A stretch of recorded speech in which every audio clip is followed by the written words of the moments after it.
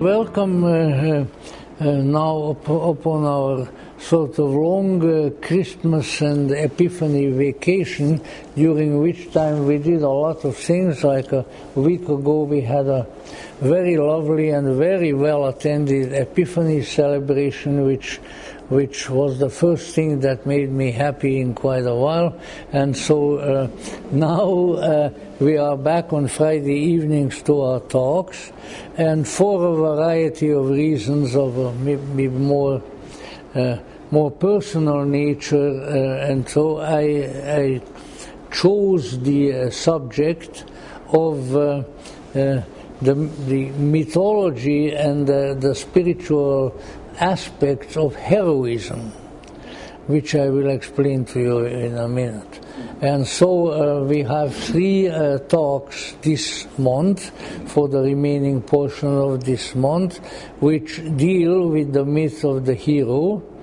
And when contemplating these subjects, I decided that we will begin the little series, or maybe a longer series, with the magical hero, the hero who is the hero in part in another world, and therefore I chose the figure of Merlin, the magician of the Arthurian cycle, who also appears in some other myths, and that's the one we are beginning with today.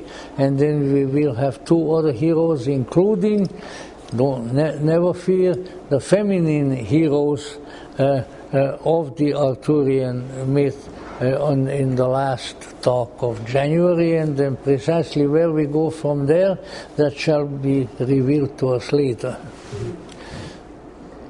Right? Good. Now then,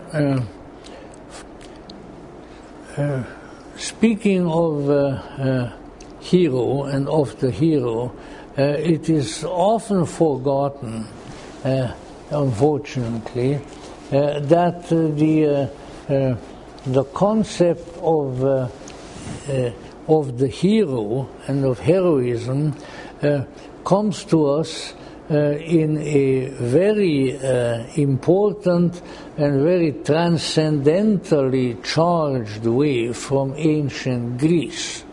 You know, it was Harold Bloom, at least one of my favorite people, who just died a couple of years ago, he was the leading literary critic and later on religious critic, really, of the country. Up to his death, and he died of quite an old age, he was actively teaching in 3 different universities. He was a very active man, and it was Harold Bloom's statement that we are all children of the Greeks.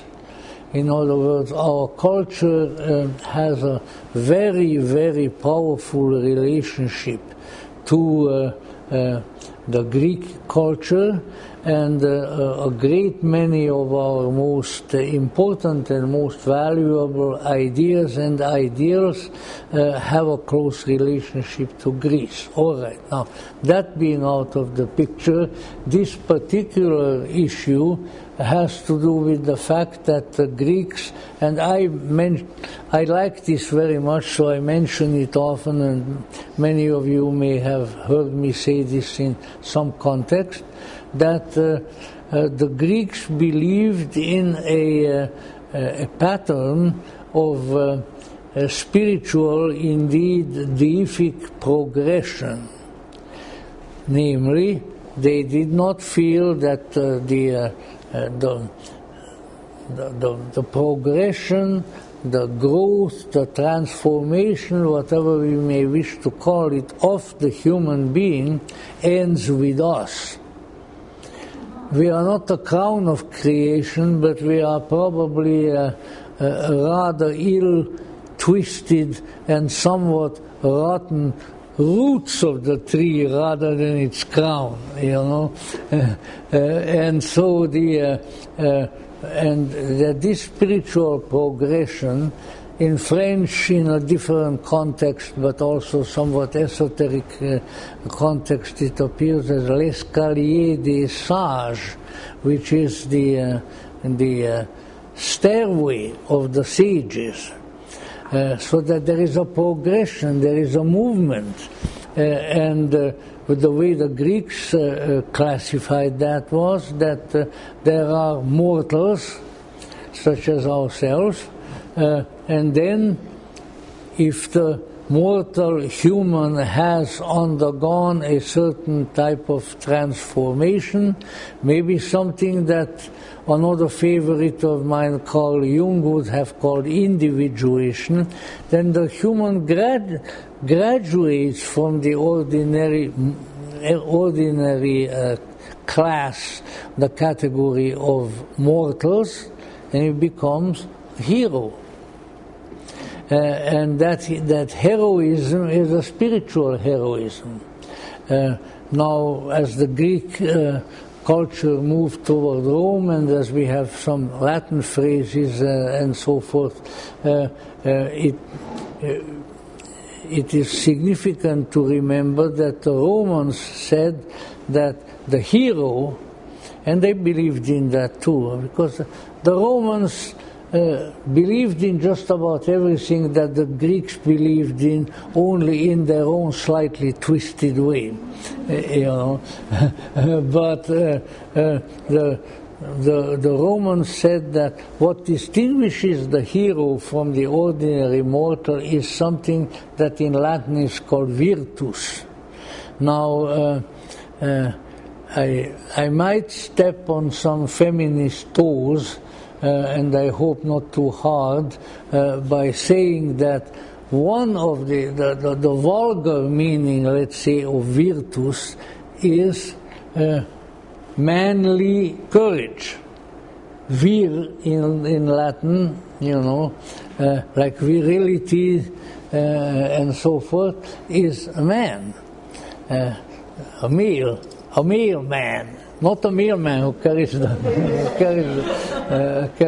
postal service, but but really, in as much as the Romans really more than the Greeks were a very military people, otherwise they wouldn't have conquered the known world. They felt that a kind of special courage that the soldier is supposed to have, that kind of one-pointed expression of internal strength, that is what makes the hero, whether it's on the battlefield fighting the enemy, or whether it's on the battlefield of life. And so those with having the special strength, and who have the ability and the willingness to express this special strength, are the ones who become the heroes and who are on the first transformational rung, let us say, of this threefold process. And the next step being that of a demigod or demigoddess, which is a kind of an interesting, what in German scholarly circle we call Mischwesen, because it's both human and divine together. So that's the second step.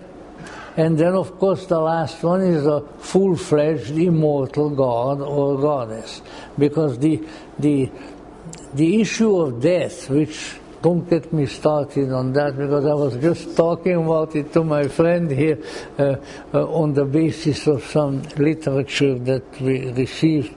But let's say the issue of death and what is death, and how the issue of death should be regarded was appears to have been a very, very important predicament underlying the cultures of antiquity, Greece, Rome, but probably beginning with ancient Egypt. So the gods and the goddesses are immortal.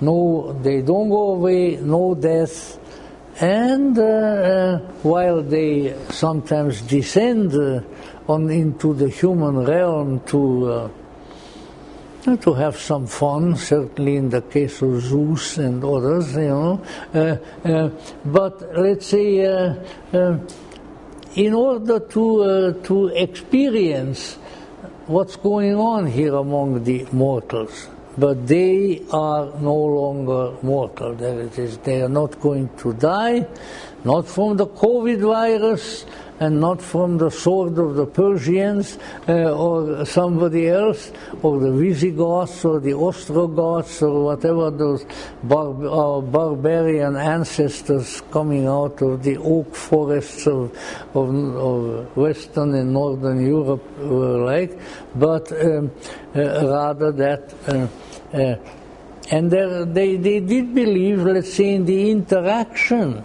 of the gods and the humans. So when the human recognizes that there is such a progression and becomes a hero, then the door is opening. It may not be quite open yet, but the door is opening to a very interesting and very different kind of condition or state of being.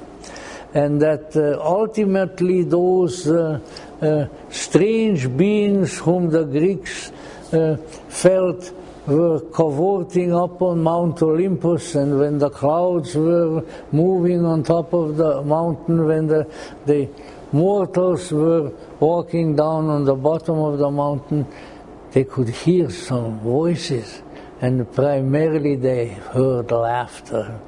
The laughter of the gods, because the Greek gods were happy. They like to laugh, and they like to induce laughter and maybe happy experiences on the part of the mortals too, when they got an opportunity. So why did I bring all of this up?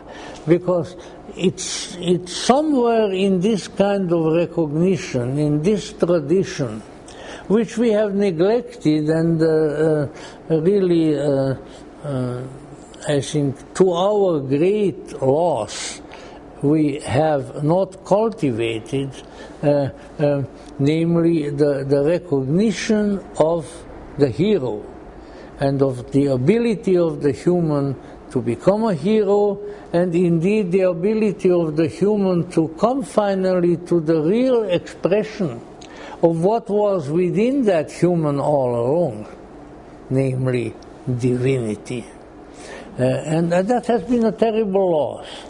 There is just no other way of expressing it. And therefore, when we study the, with my Jungian, some of my Jungian background, I won't hesitate to. So when we study the archetype of the hero, we are studying really, at least to a certain extent and degree, we are studying our own potential, because we are all potentially heroes. And that's even true physically. I mean, as a little kid, 13 years old, I was in the middle of the war, World War II, and in the front line practically for almost 3 months. Pretty unpleasant experience, I assure you. But so let's say what we ordinarily call a hero, namely somebody with courage, you had to learn something about that. And the heroic side, the heroic potential, manifests under such stressful conditions. So that, let's say, I saw people, maybe even including my little puny self, or little kid, I saw people manifesting their heroic side. Why? Because the circumstances called for it. If you didn't do it, you would have been dead.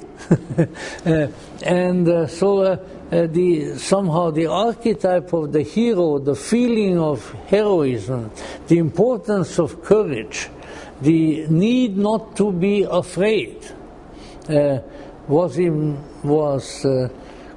imprinted in my psyche very early in life, and actually I think was a help to me to understand some of these matters. Now, let's say the archetypal reality of the hero, let's see, because that's a very, very important. The first step is often the most important step.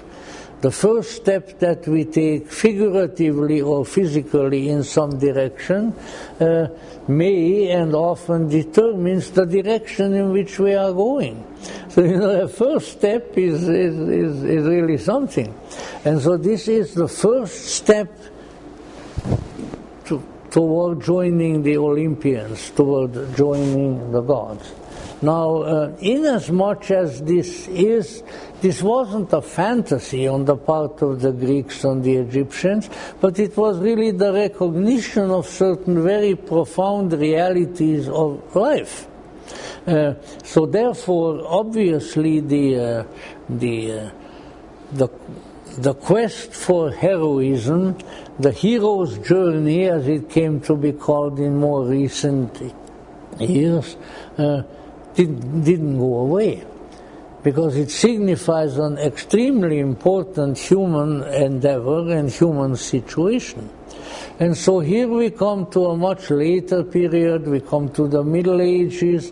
The religious situation has changed completely because Christendom has come and, let's say, was ruling not only the Mediterranean area, but all, great portion of the known world, the then known world.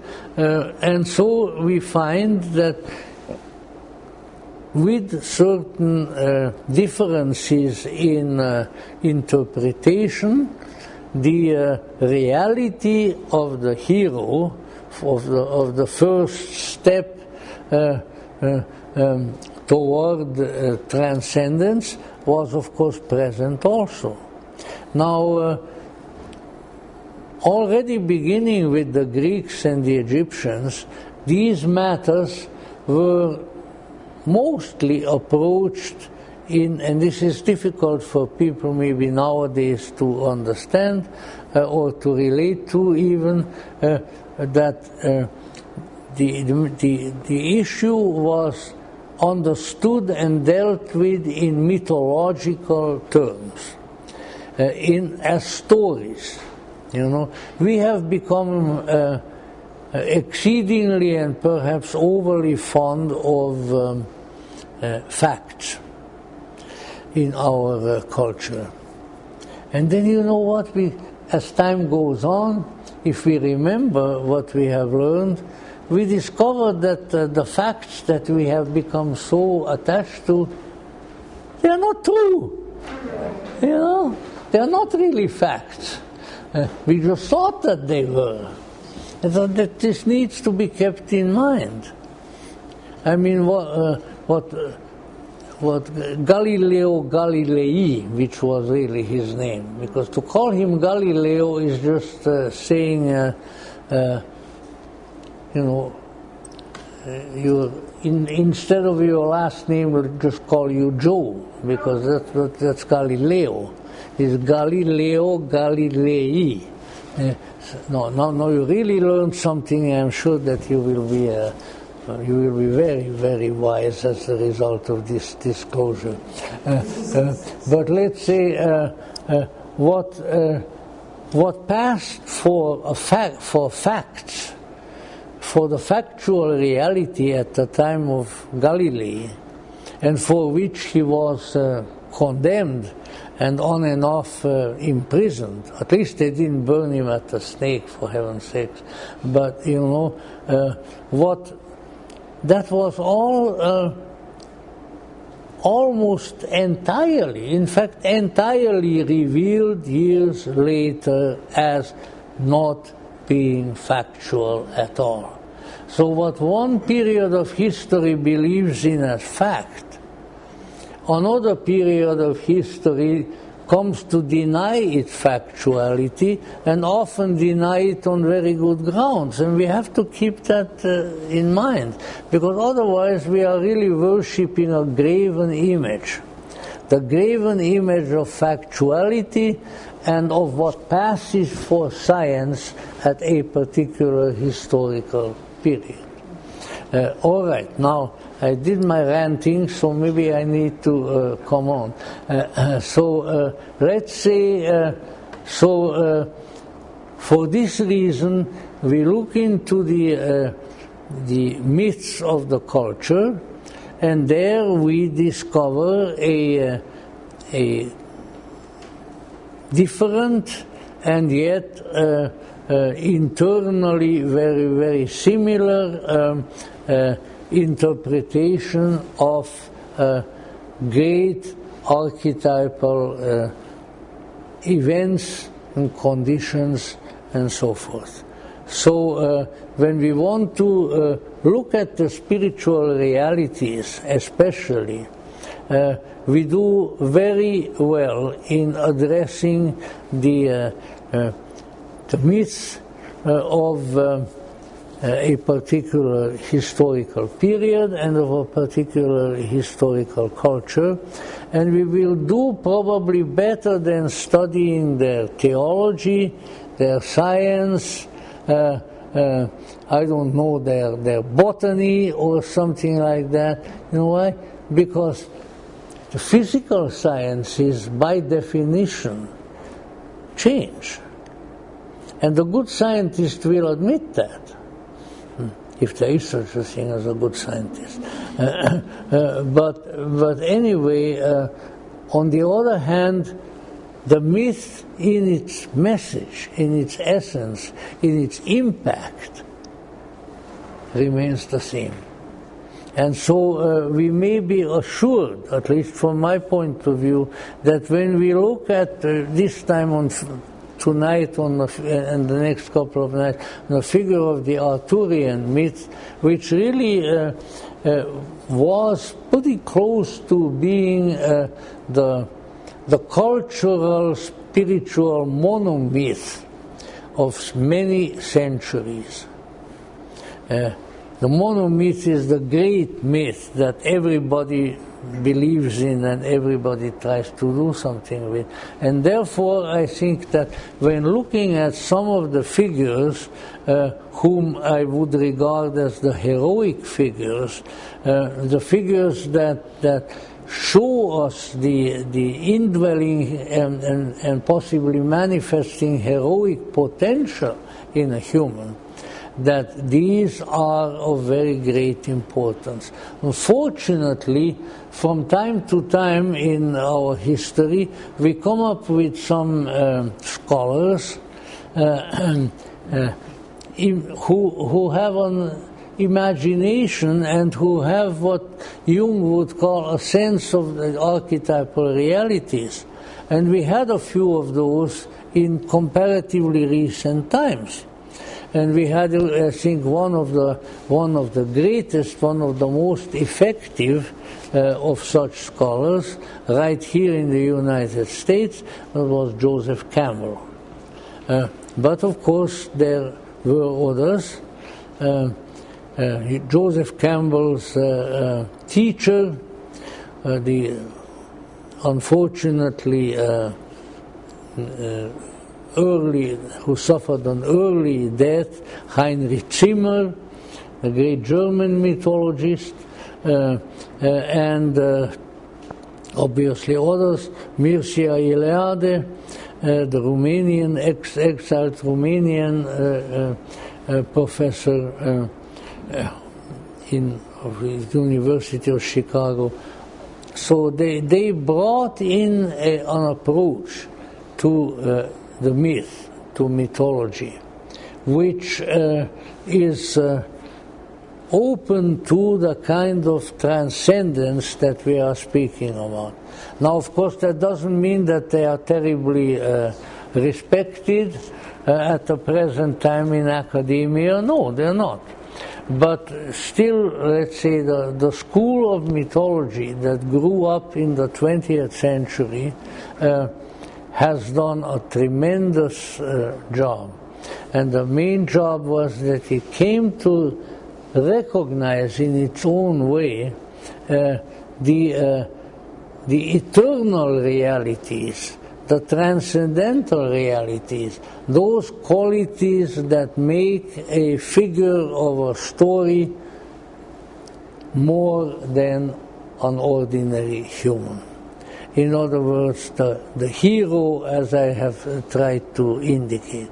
Now, I chose for this evening among the heroes, one that is probably the most likely, and all of these are from the Arthurian myth, because it's great importance and it's great endurance, the way it continued in history, whose heroism is of an other than ordinary kind. You know, when we say, oh, the hero, we think of a sword or a lance and somebody going against a dragon or something like that, and so forth. But let's say, obviously, as the Greeks and Egyptians already taught us, there is something much, much deeper there. And so, even in the already very deep company of archetypal heroes which we find in the Arthurian cycle, there is one that is transcendental and otherworldly and magical in the extreme, and that is Merlin the wizard. And the very, very important one, because Merlin is not let's say, he is not an ordinary human who has evolved into becoming a hero, like a Lancelot might be, or Owain and Gawain and the whole bunch of the Round Table boys, you know. But he is, in a sense, a different species of human.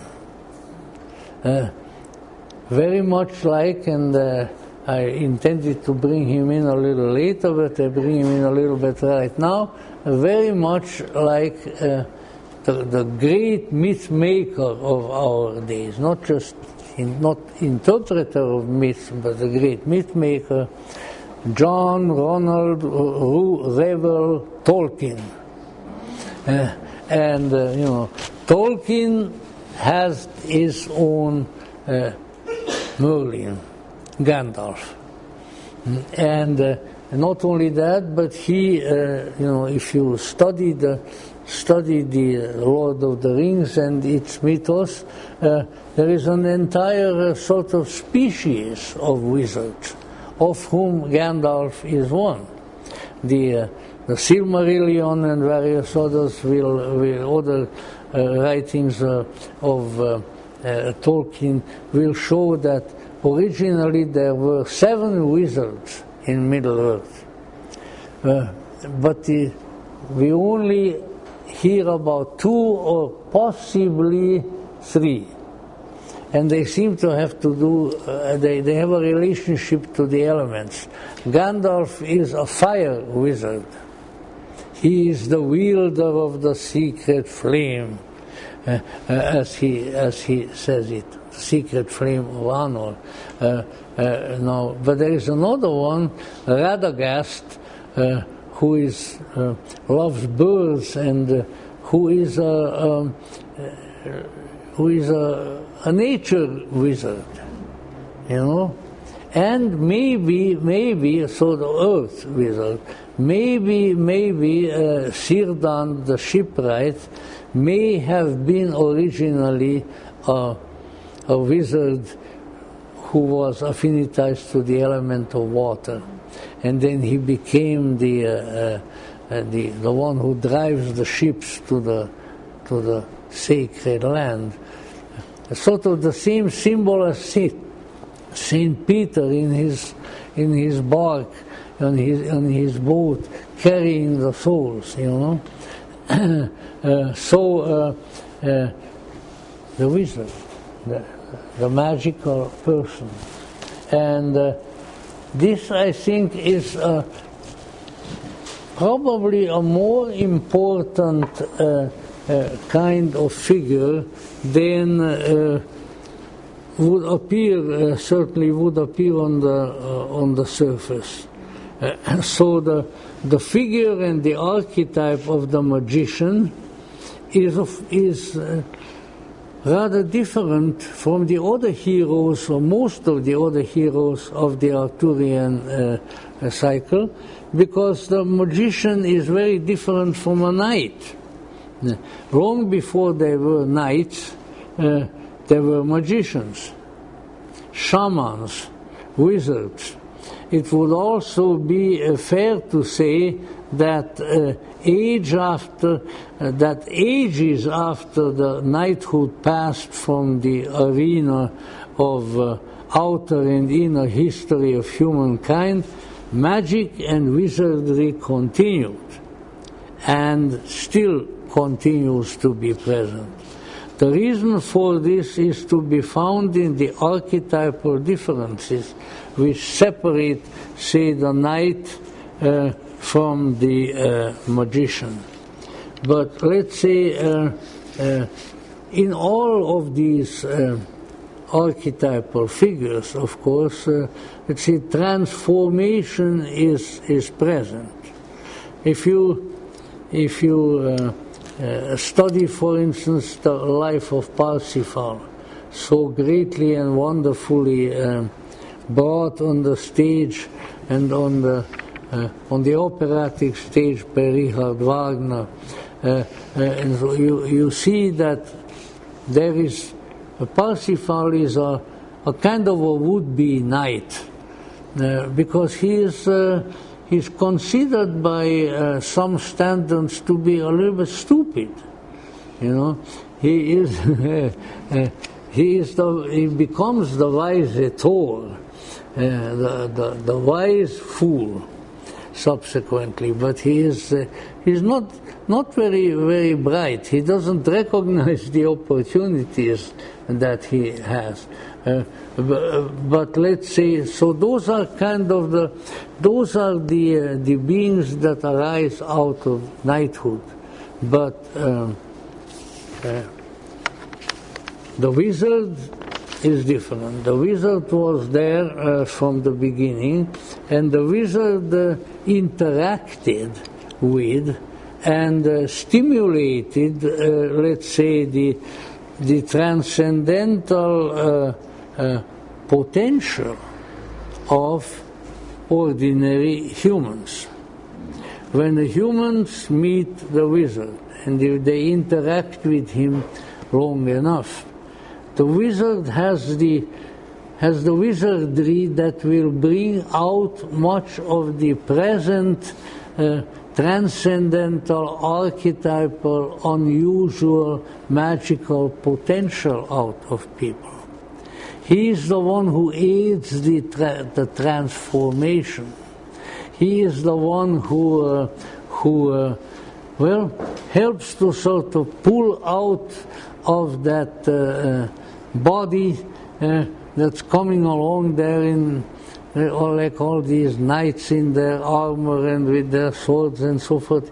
He pulls out of them a magical, mystical potential, and that is extremely important. Now, with unlike Gandalf in the Tolkienian myth, Merlin does not just walk on the scene, fully grown and fully finished, and you never really know where the heck he came from, although of course if you read the Silmarillion and things like that, then you get some of the data of the myth, but Merlin is human. But at the same time, he is the great magician. And in fact, his story is the human story. And it has its own tragic moments and indeed tragic ending. Incidentally, it might be of interest, and I don't have those quotations with me, but they're easily found. In Barbara Hanna's biographical book about C.G. Jung, that's the only book that states it, was that Jung said to her unmistakably that his, I'm trying to think, that his representative, that his mythic figure was Merlin. That he, in event, he identified with Merlin. Now, of course, you say, well, you know, what the heck, or something of that sort. But let's see, look what Merlin does. Merlin stimulates the transcendental potential in the knights of the Round Table and in just about everybody who comes in contact with. He convinces people by his being and his actions that there is magic. There's that song in the 60s, who was it, Buffy St. Marie or somebody who was singing that song, God is alive, magic is alive. There was a singer whom I used to hear on the offbeat radio. In any event, you know, the role of the wizard, which is to convince people of the reality and the utility of wizardry. The wizards prove to people that there is such a thing. And let's say whether it's wizard or wizardess, like dear old Madame Blavatsky, for instance, whom I regret so terribly not having met. I mean, my gosh, she died 30 years before I was born, so it would have been difficult to meet her elsewhere than on some spiritual plane. But let's say, you know, people like that have a way of impressing the reality of their status, their vision, their magic upon other people. And those who meet them, maybe even decades and a century later, like with Blavatsky, if you meet her somewhere on the path of your dreams or of your visions, you know what? She will do for you an act of wizardry, and you are not going to be the same. But you have to be kind of all there when you meet these people. In any event, according to the, I will review the life story of Merlin, although some of you might know it, and interject what I consider to be the possibly important interpretations at the same time. So Merlin was a human.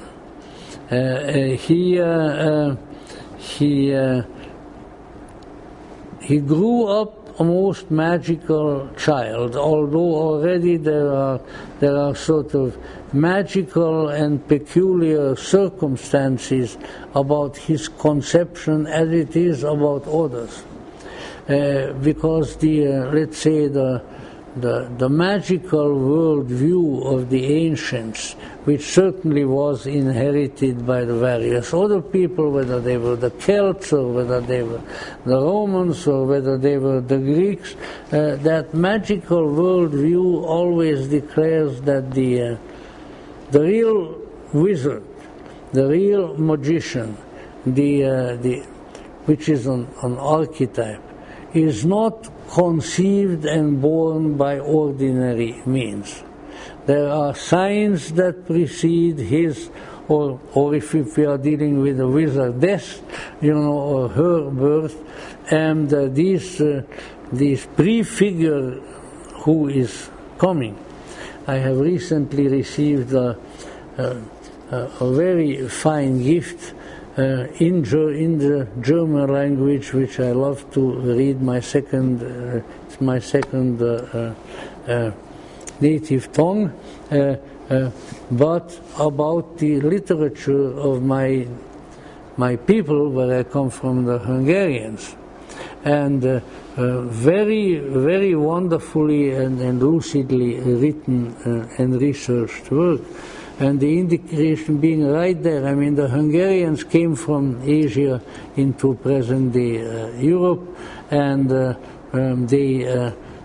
before they entered through the mountain passes of the Carpathians, their present habitat, let us say, they were contemplating a move.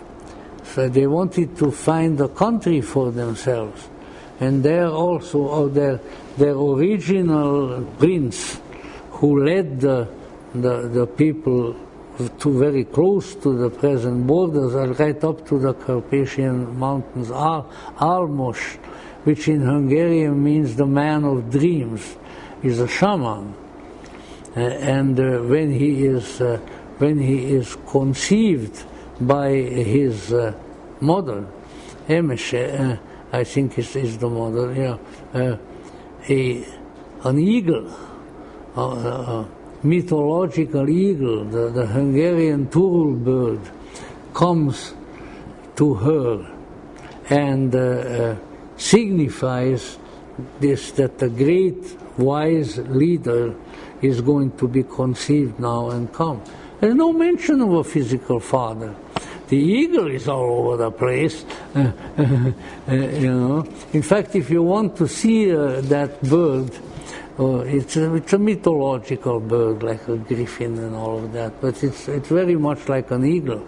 There is a statue of a turul bird in MacArthur Park, going down Wiltshire, which is a monument to the 1950s Hungarian uprising against the Russians.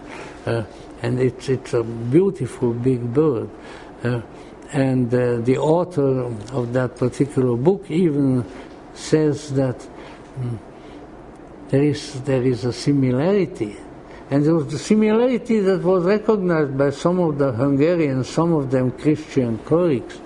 There is a similarity between the conception with that bird coming, with the Holy Spirit coming and announcing the conception of Jesus Christ.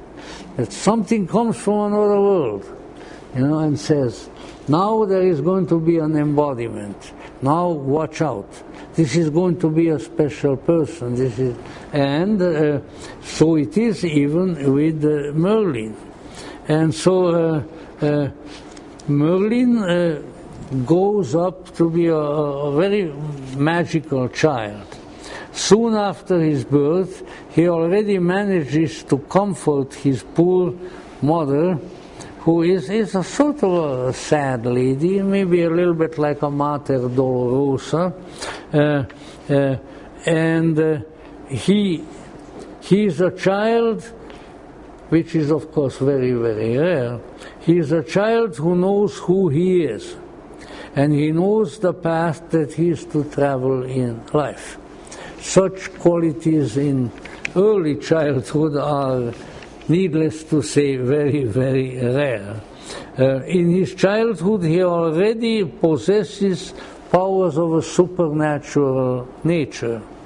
There is the story that and I'll just mention that very, very briefly. One of the kings over there in the British Isles, King Vortigern, who was apparently quite a nasty king. You know, the kings in the early British Isles were sort of glorified tribal chiefs.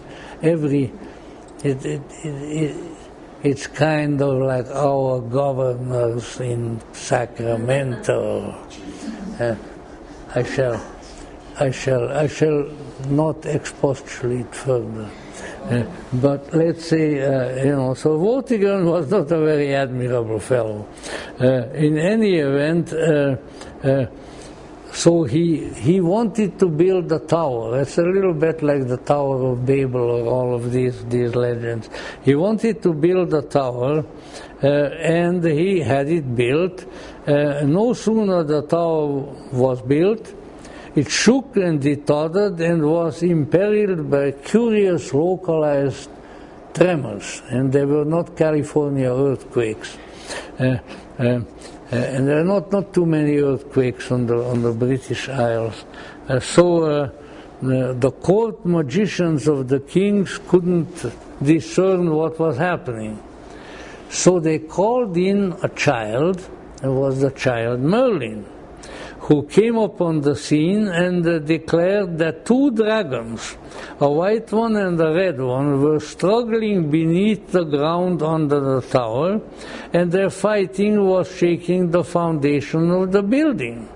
And then little Merlin prophesied that when the white dragon would overcome the red dragon, that is when the reign of King Vortigern, the bloody usurper, would end, and the tower would stand. So this was, of course, the foreknowledge of the coming of the new king, who was Arthur. But it's interesting to see how history repeats itself, and I very clearly remember. But of course it was so long ago, and I obviously did not keep the document that I'm talking about.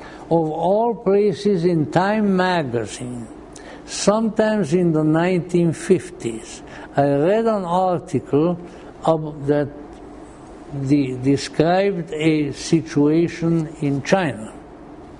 Now, of course, that was long before the bloody mass murderers like Mao Zedong and people like that took over. But the story was that they were building, it may have been even around Hong Kong or one of these places that was more westernized, they were building a house, they were building a new business building, tall house. And the earth was shaking all the time, and the building cracked and fell down. It went on for weeks and weeks. And so finally, the architect said to the owners, and the owners I think were Westerners, look, you got to call in some of the Taoist priests and see what they say. So the Taoist priests came and they did some of their rituals and drew their mandalas and everything, and they went to the architect and said, look, sir, it's simple. There is a dragon underneath the building. Now, all right, well, thanks very much for telling me, but what can we do about it? He said, oh, well, you can't do anything about it, but we can. So the Taoist priests went to work, and they chased all the workers away, and they did the rituals and so forth. And it took quite a while.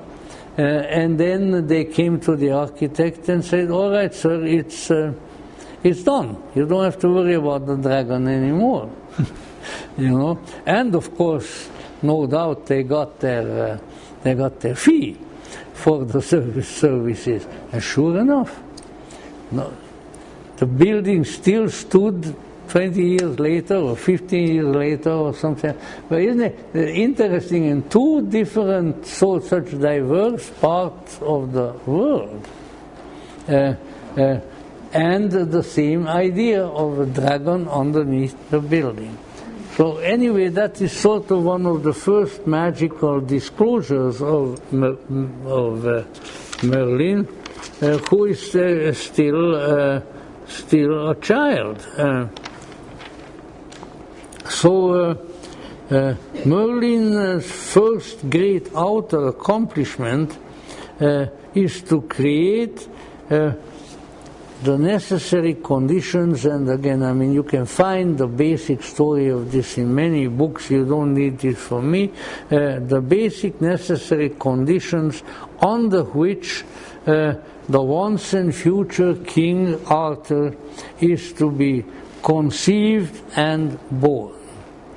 So he himself has a magical conception and birth, but now he will facilitate the birth of the once and future king.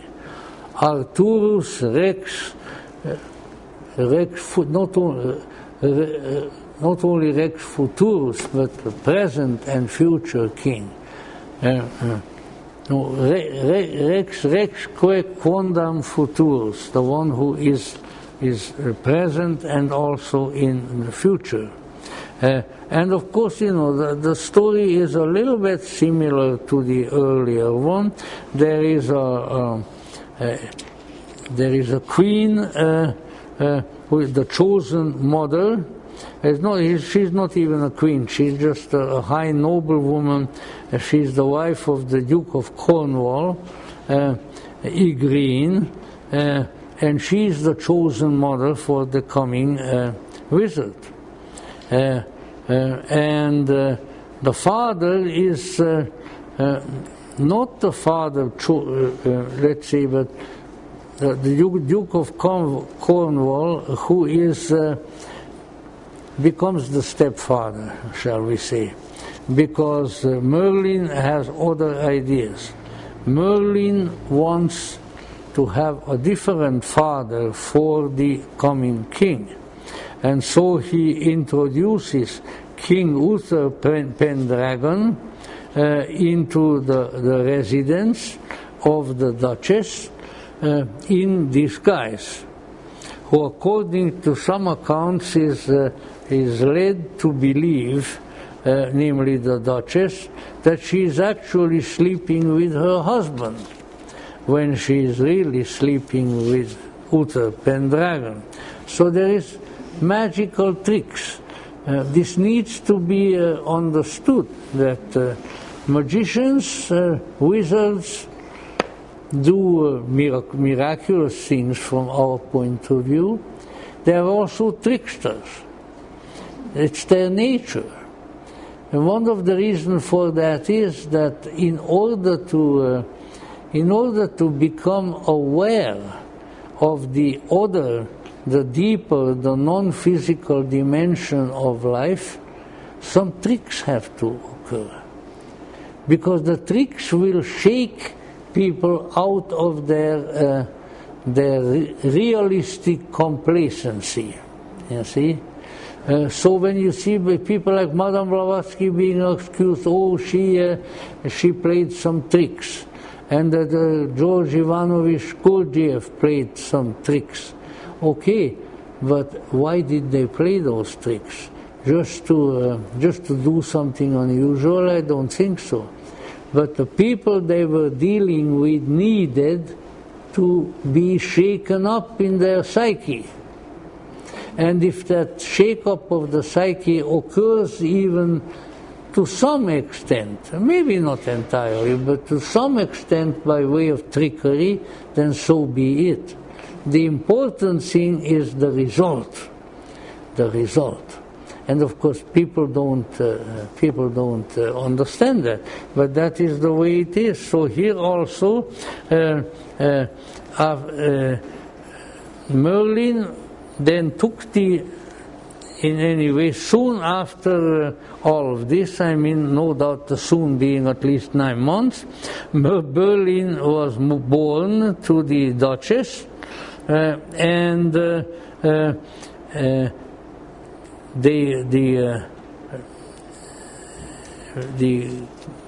great magical authority demands that the child be handed over to the great magical authority, who was Merlin. Merlin was outside the castle and said, I want to take that baby with me.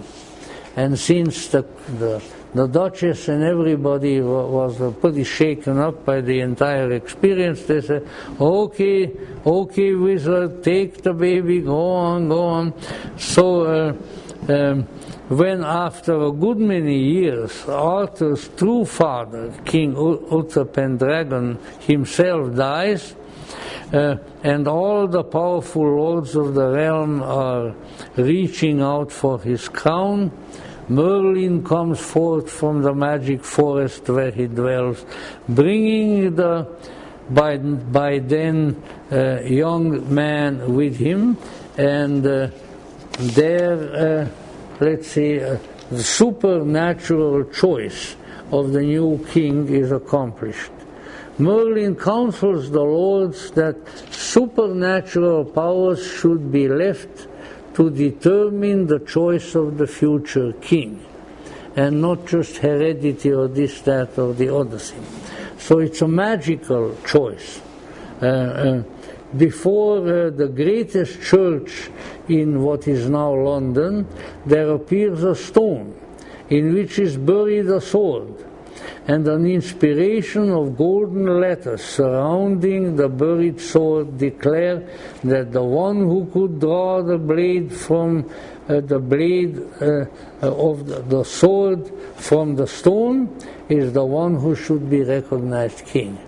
I wanted to bring a little demonstration to you because I have a stone with a sword. It's a piece of crystal in the office, and the little paper opening knife stuck into it, and that would convince you that such things can happen, you know. So in any event, Arthur, who had been living all this time with Merlin in the magic forest, he rides quite guilelessly up to the church, with the greatest of ease extracts the sword from the stone, and all the other contestants go away with a sad expression on their faces. And since it is the future king who is to have done that, so Arthur becomes king, although he's still quite a young man, by the magic design of Merlin. So the sword from the stone, of course, is an intriguing symbol, but there are so many intriguing symbols in this story that if we try to explain all of them, we would be here for a considerable length of time. So on the one hand, it has undoubtedly a cultural significance, as Heinrich Zimmer suggests. Incidentally, if I have the time, I will read a little passage from this, but I very, very much can recommend to you this book by Heinrich Zimmer, which is really an anthology of his essays, entitled The King and the Corpse, Tales of the Soul's Conquest of Evil by Heinrich Zimmer, and edited by his greatly devoted disciple Joseph Campbell. Very, very, very, very wonderful book. In any event, so the Arthur is also a culture hero, the magic smith who releases the world from the Stone Age by pulling out the steel from the stone and brings it into an age of metal and steel. So we are dealing with an archetype of progress. Arthur will undoubtedly be a living embodied improvement over the previous kings. And this will be a step forward in the history of the human race. The sword in the stone could just as well be any power, whether physical or spiritual, that we get hold of, that is locked up in matter, people have speculated that it's like the atomic power, because that's when these books Simmers were written. But I would say that probably the more profitable undertaking for us would be to see that we are our true self, the divine lightning of the sword is locked up in a material enclosure, in a material body, and whatever goes with a material body, a materialistic mind, a stupid bundle of emotions, all those sorts of things. There's something locked up in there, but it has to be someone magically trained, magically inspired. The apprentice sorcerer, l'apprenti sorcier,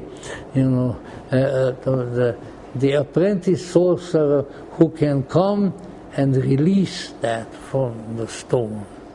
So we are locked up in the stone, but we don't have to stay there. But we have to meet those or that particular person who can pull it out, and that is probably by far the better explanation. Now Merlin has his glory, because he brought all this about. Hadn't it been for the magician, it wouldn't have happened. Arthur becomes king. Arthur also inherits what is called the Round Table. You all heard about that. So most people don't know this, but it was not really Arthur's Round Table. It is Merlin's Round Table. There was a round table devised by Merlin and originally entrusted by the magician to Arthur's real father, Uther Pendragon. And by the way, I just throw that in a little bit because it may stimulate some thought. So Merlin organizes a conception and a birth, whereby, technically speaking, an illegitimate son would be born, and this illegitimate son becomes Arthur the king. You see? So now, what goes on over there? First of all, if you like that sort of thing, you can nose around in historical books and things. You will find that some very, very great people who really made an outstanding contribution in one way or the other to history and to our lives were, quote, illegitimate children. Leonardo da Vinci, many others. Don Juan d'Austria, who was the illegitimate son of the Emperor Carlos V, who with his ships was the first one to beat the power of the Ottoman Turks in the great battle of Lepanto.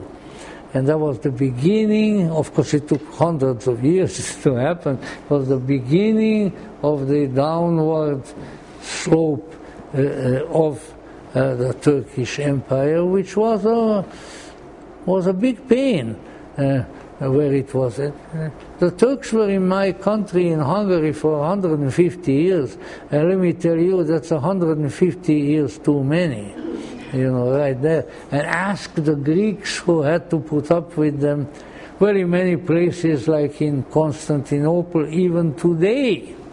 So, you know, all kinds of important people were, so again the symbolism of that sort of thing being that the greatness arises out of unusual circumstances. The ordinary, the humdrum, the ways that are decreed by society only produce more ordinary and humdrum things. That's all they can do. They haven't got it in them to do anything else, you see. But on the other hand, where the circumstances must be unusual for the unusual power to come into existence. And you can interpret this in all sorts of ways in life, but it is really true. And that is why, let's say, the relationship in life, in our lives, between the ordinary and the extraordinary has always to be observed. If we only live an ordinary life, to say the least, it'll be a dull life. You know, it's not going to amount too much. But if on the other hand, if we only try to lead an extraordinary life, we are going to have a life full of trouble.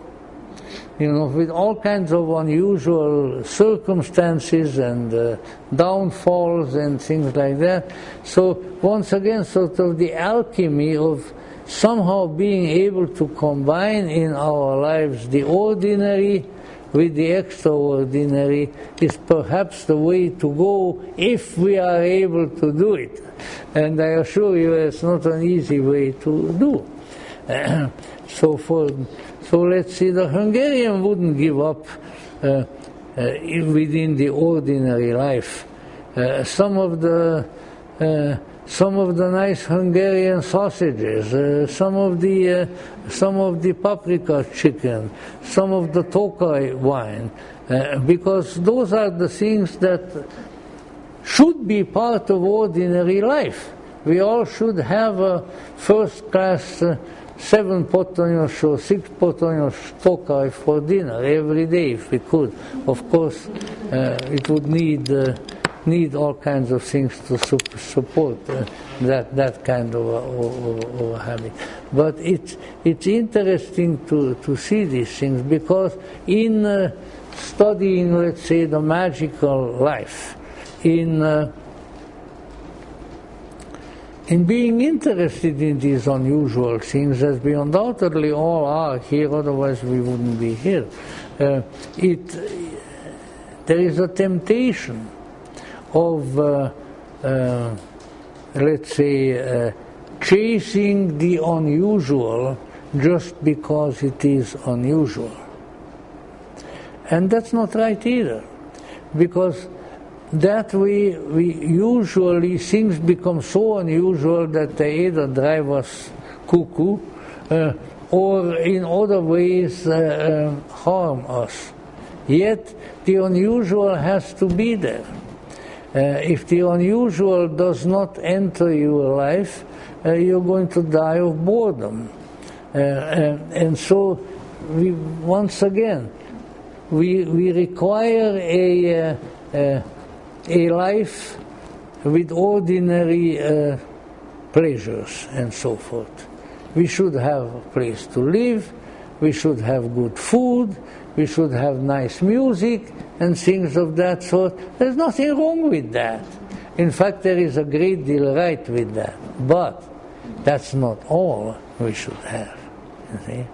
So, and if you extend that into a wider area of concern, which I was going to bring up, in which I very briefly will now too, such should be really, this is a principle that should be applied in human society. let us say, a society, a functioning society, a society that can produce good things and good people and good ideas, should have a basic, ordinary foundation. Whether it comes from the Ten Commandments or whether it comes from something else, but a society needs a solid foundation with solid ideas and ideals, and a devotion and diligence on the part of a lot of people to follow that. There's nothing wrong with that. But, and the but is a great one. Once you have that, and if that is going on, then on that you can build the unusual on top of the usual. If you start with the unusual, well, I want an unusual life, I want an unusual society, I want all the old stuff to be thrown out here and things like that, you are going to build on sand. Or maybe something even more liquid than sand, I don't know, water. So there has to be a foundation. And when you have a foundation, then on that can be built the other. I would say, what would I say? I would say that I am grateful, I am eternally grateful, that in spite of the difficulties of war and so forth, that I had a solid intellectual and spiritual foundation, and the result of my schooling and my teachers, the good Cistercian fathers, God bless them, was one of the most wonderful people whom I have met. If you want to become, any of you want to become a monk, become a Cistercian monk. They're a great order. And they have a white cassock with a black scapular on it, and they are, from that developed both the flag and the uniform of the Knights Templar, incidentally, but that's just a sideline again. But the thing is, you have, with that foundation, I could study theosophy. I could be led to Gnosticism. And I, from whatever it's worth, I accomplished something in that field. But I had a foundation.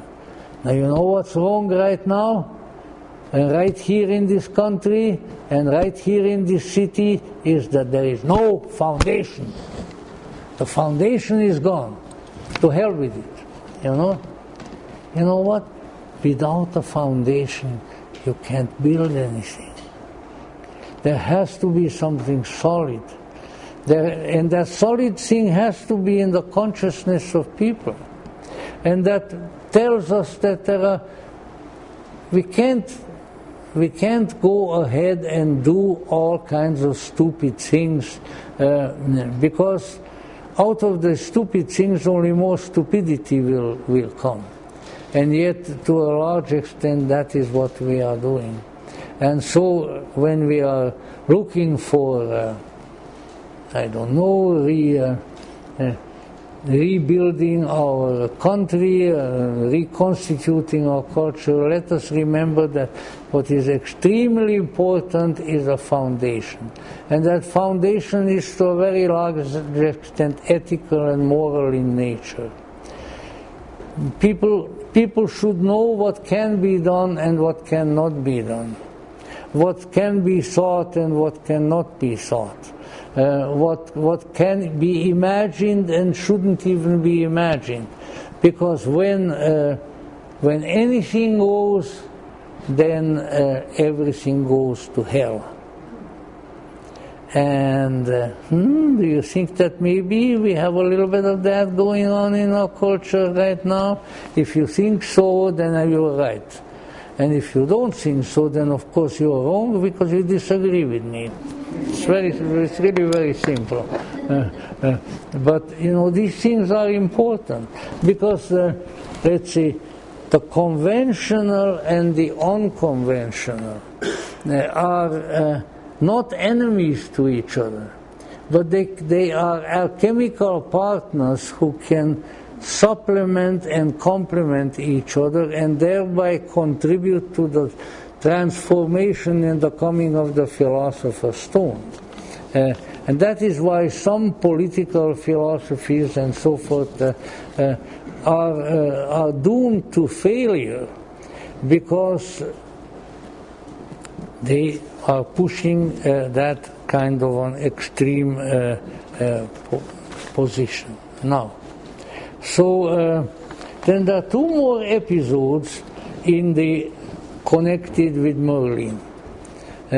One is the adventure of the magic hunt.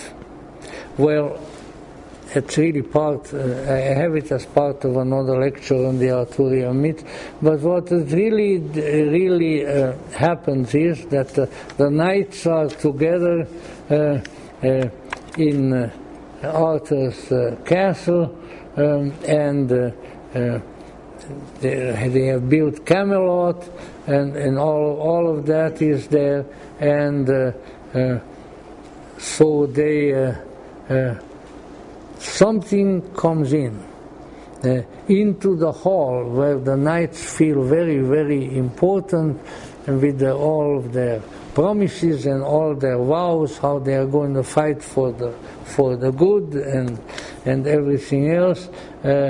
After they have raised their swords and sworn that they will change wrong into right, they will bring justice, they will feed the hungry, they help the weak, they will abide by the noble rules of chivalry, and so forth.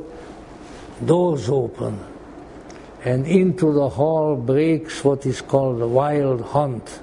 Dogs bark, horns blare, shouts are heard, and one saw a beautiful white stag running behind it, a swift small bloodhound, followed by a big pack of hounds.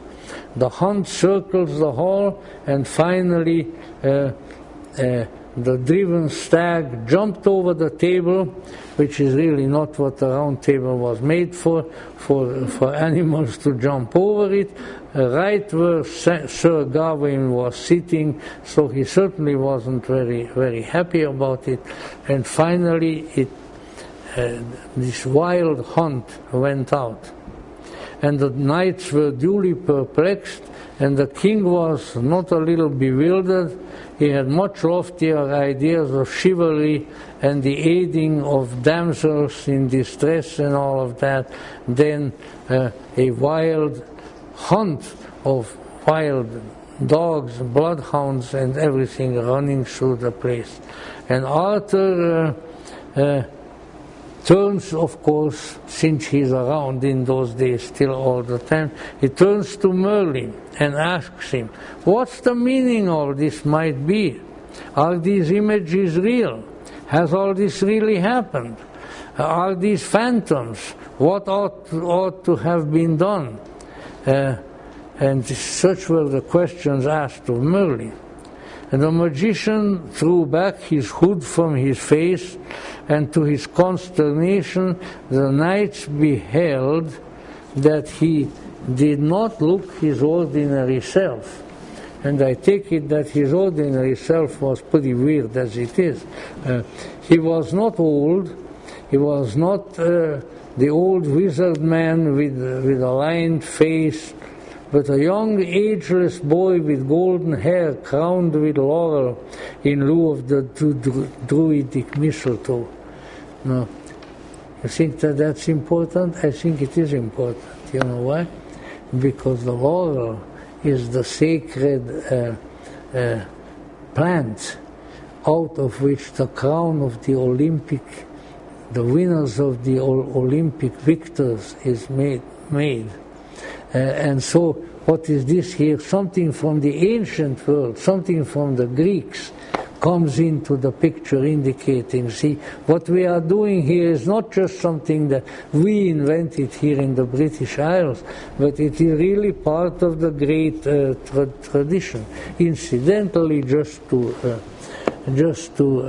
give you a little thrill with that, the Greek word for the laurel crown, which is given to the Olympic victor, is the Stephanos. Now, let that sink into you. It is really, it is.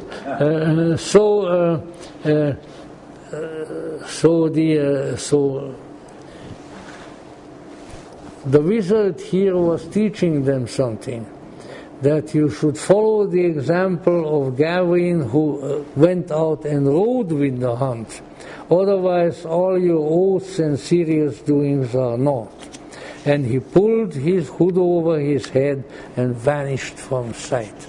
So, in other words, at least that is what, let's say, one interpretation, which is mine, and after all, people don't need another. But let's say when something really weird happens, when the spirits break into the room, when let's say when the other world manifests, then try to go with it, try to find a meaning. Don't run away.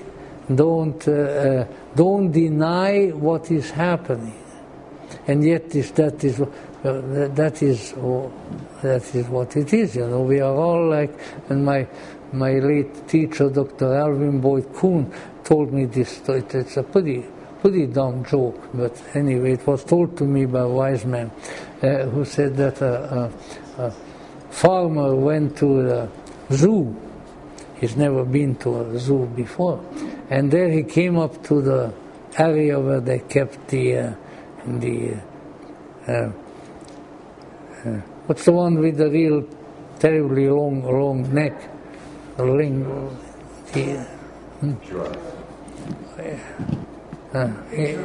Yeah, the giraffes. Yeah.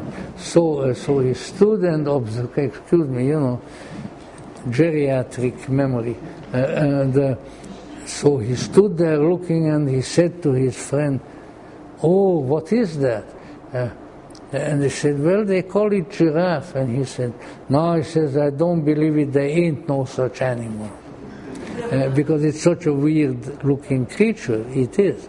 But the thing is, when strange things happen to you, imaginative things happen to you, occult things happen to you, don't say there ain't no such animal, but be composed and be intelligent about it and go with it like they were bidden to go with the wild hunt. Well, so Merlin is there, and he's the great advisor to Arthur, and certainly without him the great work would not have been done, because it was really a work of alchemy. And however, as I mentioned, and I have to conclude with that, there is also a tragic ending to it. Merlin meets a woman named Ninian. There's nothing wrong with her. She's just kind of curious and somewhat power hungry, and these sorts of characteristics. Well, she comes to him and she wants to learn magic. It's always a little bit dangerous when people come to you to do that. Oh yeah, what kind of magic? What do you mean by magic? Why do you think that I can teach you? You know, it's a good way to chase people. So he agrees, and he teaches her. Then after, and of course, part of the process is also that they fall in love.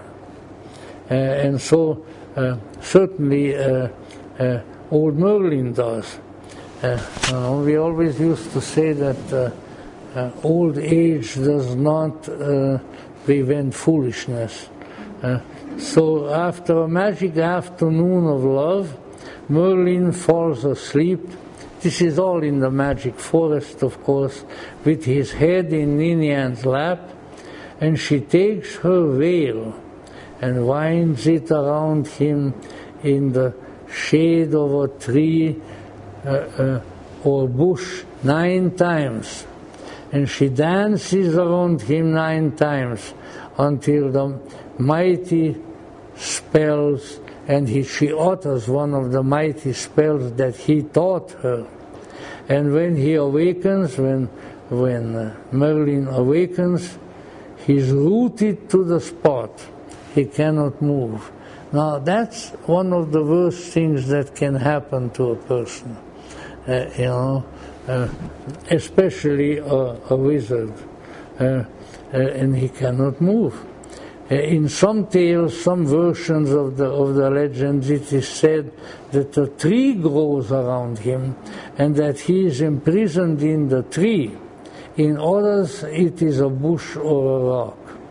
He begs Ninian to stay with him and not leave him alone, for he can no longer move. At first, she does not accede to this wish, but merely comes back from time to visit him, sort of the typical coquette, as we call it in France. Later, she tries to release him from the spell, but her power will not suffice. This is somewhat of a repetition of the sorcerer's apprentice story. He learned how to do the magic, but he has not mastered how to undo it, which is a pretty big difficulty.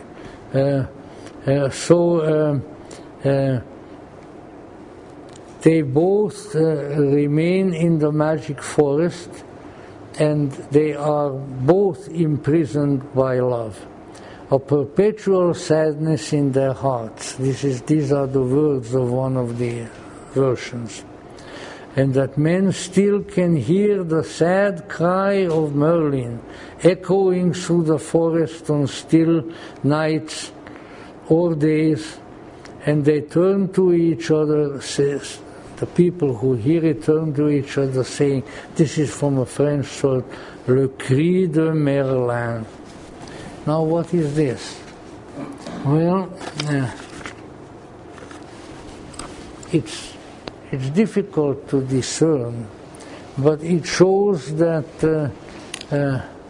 in the, let's say, on the magical path, and where people are still human, difficulties can arise, and that perhaps one of the sources, I'm sure it's not the only one, but one of the sources of the downfall of the wizard is human love.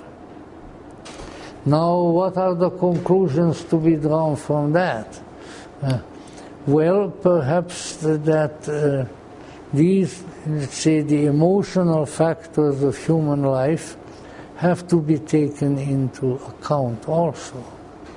And that it is not enough to do the tricks. It is not enough to know the magic, but you also have to remain human. And when you're human, you're going to suffer. And probably one of the chief sources of suffering will be human emotion and human love. And that is how Merlin gets into and gets locked up in the magic forest. I often wonder how did, and it's speculative and should not be considered authoritative, as to why did Jung identify with Merlin? If you know something about Jung's life, and so first you might say, well, yeah, he saw himself as the one who can guide people to see the deeper things, who can pull the sword out of the stone. Yeah, he can do that.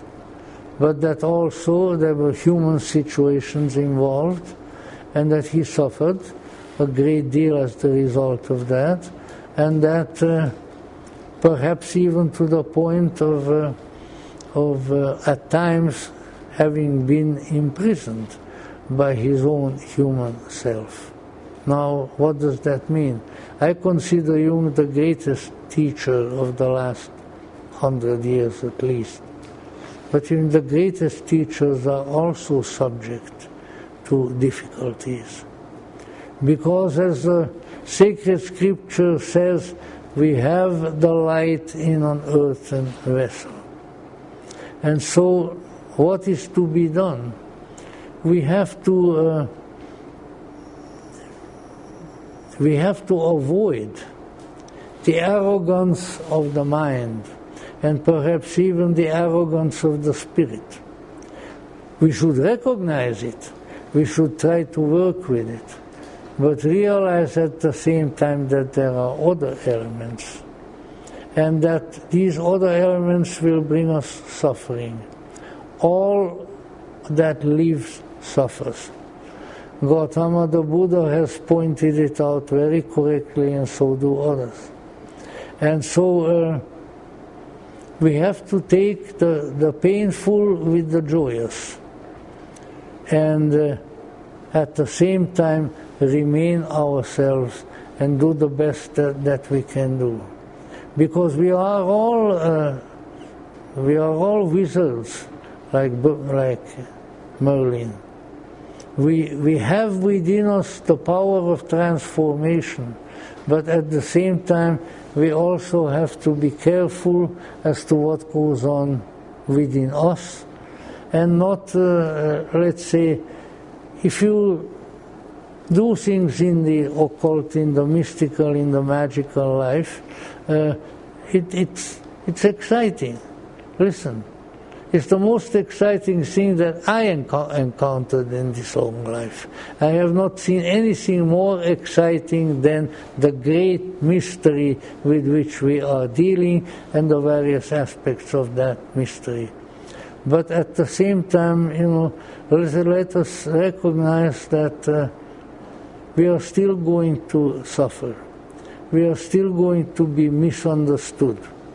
We are still going to somehow get into situations where we are locked up in the magic forest, where the tree grows around us, and where we are captive. What's the answer? Is there even a question? Yeah? I don't know, but I think the answer is that whatever may happen, whatever suffering may come, whatever ways we may fall on the road, keep walking, keep doing it, because this is your destiny. This is what the sword that comes out of the stone tells you to do. And if you can do it, and I can assure you it's not easy, and neither can others assure you that it is easy, then while you may cry in the forest, you will come out of the forest. And what you started will be finished. And the finish will be wonderful. The finish will be glorious, no matter how difficult the road was, no matter how many stones you, that's not the stone with the sword now, but that you knocked your toes into, no matter how many serpents bit you in the forest, you have come to the goal. And what is that goal? You've been the hero. You have made the step in the right direction, and from a hero you will become more and more and more until ultimately you join the kingdom of the gods and the goddesses, and you will have become what for thousands and perhaps millions of years, always you wanted to become. You have finally become that. You have finally unfolded it within yourself, and the great magic has worked. But don't be stopped on the way. And so I think the hero, the magical hero, who gets entangled by his own magic and by the magic of the world, is a very important one, because among many other things, we are also heroes of consciousness.